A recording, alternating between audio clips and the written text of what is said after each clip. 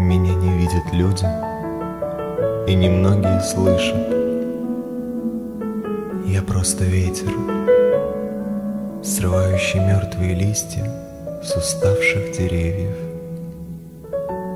И я приношу людям короткие мгновения блаженства от прохладных дуновений моего сердца в жаркий день.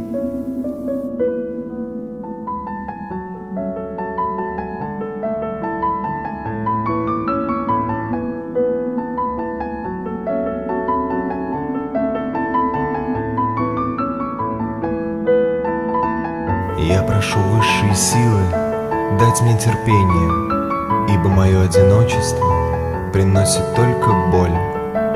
Я плачу порой за окнами людей, а они опускают ставни и закрывают двери. Я брожу по пустынным улицам, и только дождь иногда говорит мне «Привет». Я очень боюсь исчезнуть, тогда все забудут про меня. Уж лучше просто быть. Я просто хочу быть.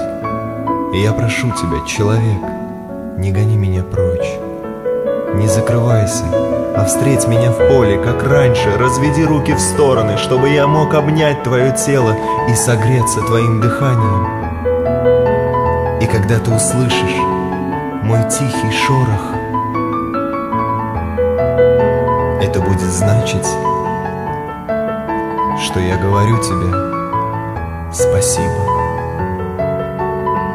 И когда ты услышишь мой тихий шорох, это будет значить, что я говорю тебе спасибо.